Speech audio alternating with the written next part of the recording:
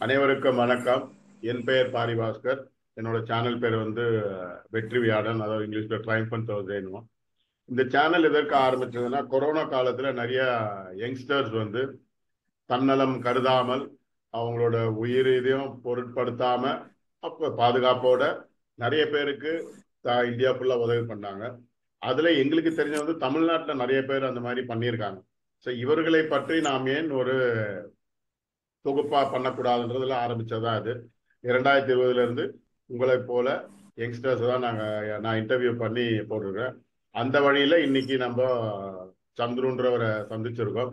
சந்துரு, நீங்க உங்களை பத்தி, உங்க என்ஜிஓ பத்தி நீங்க என்னென்ன பண்ணிட்டு இருக்கீங்கன்ற கொஞ்சம் சொல்லுங்க பார்க்கலாம். அனைவருக்கும் வணக்கம். என்னோட பேர் வந்து பாத்தீங்கன்னா சந்துருகுமார். விழுப்புரம் மாவட்டம் விக்கிரவாண்டி வட்டம் மேலக்குந்தை என்ற ஒரு கிராமம். கிராமத்துல இருந்து தொடர்ச்சியா ஒரு 5 ஆண்டு காலமாக சமூக சேவை பண்ணிட்டு இருக்கேன். நான் வந்து ஒரு MBA பட்டதாரி, இப்போ MSW படிச்சுட்டு இருக்கேன். எங்களுடைய குழு மூலயமா விழுப்புரம், கள்ளக்குறிச்சி, கடலூர், பாண்டிச்சேரி, திருவண்ணாமலை பகுதியில தொடர்ச்சியா வந்து 5 ஆண்டு காலமாக ரத்த தானம், அவசர காலத்துல ரத்த தானம் வந்து கொடுத்துட்டு இருக்கோம்.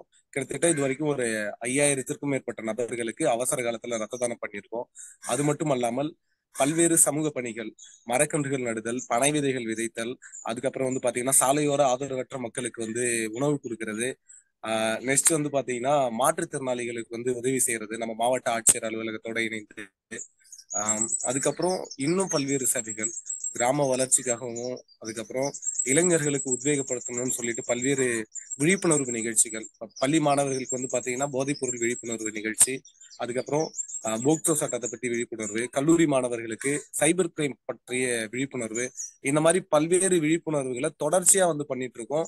டே டு டே ஒரு ஆக்டிவிட்டிஸ் வந்து பாத்தீங்கன்னா எங்களுடைய குழு மூலியமா வந்து பண்ணிடுவோம். அது ரத்த தானமா இருந்தாலும் சரி, மரக்கன்றுகள் நட்டுதல், இந்த மாதிரி என்னுடைய குழுவுல கிட்டத்தட்ட ஒரு 500க்கும் மேற்பட்ட ஒரு துடிப்பு மிக்க இளைஞர்கள் ஏதோ ஒரு ஒரு வேலையில இருந்தாலும் அவர்களால முடிந்த ஒரு ஒரு உதவி, அவ்வளவுதான். ரத்த தானம் நாங்க எதுக்கு ஸ்டார்ட் பண்ணோம்னா, உலகத்துல எந்த ஒரு உதவி செய்யணாலும் பணம் தேவை, யாருக்கு ஹெல்ப் பண்ணாலும் பணம் தேவை. பட் ரத்த தானம் பண்றதுக்கு பணம் தேவையில்ல. முக்கியமா வந்து பாத்தீங்கன்னா மனசும் உடல் தகுதி இருந்தா போதும். யாரு வேணாலும் எப்ப வேணாலும் யாருக்கு வேணாலும் உதவி பண்ணலாம். இந்த ஒரு உயரிய நோக்கத்துக்காக எந்த ஒரு உயிரும் எங்களுடைய விழுப்புரம், கள்ளக்குறிச்சி, கடலூர் மாவட்டங்கள்ல, பாண்டிச்சேரி, திருவண்ணாமலை பகுதியில ரத்தம் கிடைக்காம யாரும் இறக்கக்கூடாதுன்ற ஒரு மிகப்பெரிய ஒரு முன்னெடுப்புல வந்து எங்க குழு வந்து தொடர்ச்சியா செயல்பட்டு இருக்கோம்.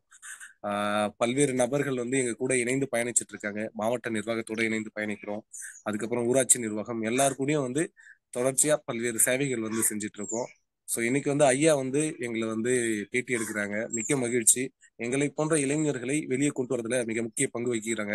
ஸோ அவங்களுக்கு எங்களுடைய மனிதம் காக்கும் குழு மூலயமா வாழ்த்துக்களையும் பாராட்டுகளையும் தெரிவிச்சுக்கிறோம். வரும் காலங்களில் இன்னும் நிறைய பேருக்கு இந்த உத்வேகம் படுத்தும் எங்களை. இந்த மாதிரி விஷயங்கள் வந்து பண்ணும்போது இன்னும் நிறைய பேருக்கு உதவி பண்ணணும்னு ஒரு எண்ணம் எங்களுக்குள்ளே இன்னும் நிறைய விஷயங்கள் வரும். ஸோ மிக்க மகிழ்ச்சி ஐயா, நன்றி. தொடர்ச்சியா மக்களுக்காக சேவை செய்யறதுக்கு காத்துட்டு இருக்கோம். அடிக்கடி நான் வந்து பயன்படுத்துற வார்த்தை, எவன் ஒருவன் சுயநலமின்றி மக்களுக்காக உதவி செய்கிறானோ அவனே உண்மையான தலைவன் சொல்லிட்டு எல்லாருக்கிட்டையும் சொல்லுவேன். யாரு அவங்களுடைய நேரம் அவங்களுடைய எல்லா ஒர்க்கும் போக மீதம் உள்ள நேரத்தை இந்த சொசைட்டிக்காக பயன்படுத்துங்க. முடிஞ்ச அளவு மரக்கன்றுகள் நடுங்க. முடிஞ்ச அளவு குழந்தைகளுக்கு நல்வழிப்படுத்துங்க. நல்ல விஷயங்களை போதிங்க, நல்ல விஷயங்களை தெரியப்படுத்துங்க. வருங்கால இந்தியா வந்து வல்லரசு ஆகணும்னு சொல்லிட்டு அப்துல் கலாம் ஐயா கனவு கண்டு அது கனவாவே போயிட்டு இருக்கு. 2022 இருந்து 24 வந்துட்டோம். அதை வந்து நம்ம இளைஞர்களும் மாணவர்களும் தான் முன்னெடுக்கணும். ஸோ விதைத்து கொண்டே இருப்போம். மிக்க மகிழ்ச்சி ஐயா. அதாவது சந்துரு, சென்னையில எல்லாம் பண்றாங்கன்னா அவங்களுக்கு ஒரு விழிப்புணர்வு இருக்கும். அங்க பண்றாங்க, இங்க பண்றாங்கன்றதெல்லாம் பெரிய விஷயம் கிடையாது.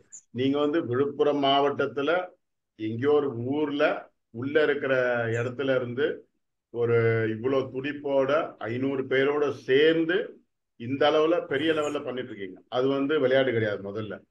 ரெண்டாவது, நீங்க எடுத்திருக்க கண்டிப்பா. காரியம் முதல்லயே சொன்னது வந்து சார் எங்கனால எந்த உயிரும் அது அதுவே வந்து ஒரு ஒரு உயரிய நோக்கம் தான் சொல்ல மாட்டேன். அது வந்து ஒரு புனிதமான நோக்கம். உயர்ன்றது ரொம்ப ஹையஸ்ட், புனிதன்றது நோபல். கண்டிப்பா. அது ஆத்மார்த்தமான சார், நம்மனால ஒரு உயிர் போகக்கூடாது. அதுவே வந்து இந்த வயசுல நீங்க யோசிக்கிறது, உங்க நண்பர்களோட சேர்ந்து யோசிக்கிறது ரொம்ப பெரிய விஷயம். ரெண்டாவது, இந்த போதைப் பொருளுக்கு அடிமையானது அது ரொம்ப முக்கியமான தேவையானது. அப்புறம் அந்த போக்சோ சொன்னீங்க அது. ஸோ நீங்க சொன்னது எல்லாமே வந்து இன்றைய காலகட்டத்துக்கு இளைஞர்களை வந்து எப்படியெல்லாம் பாதிக்கும், எப்படியெல்லாம் அவங்களுக்கு உதவி செய்யும். பிளட் டொனேஷன் பண்ணா எப்படி அவங்களுக்கு உடல்ல நல்லா இருக்கும்.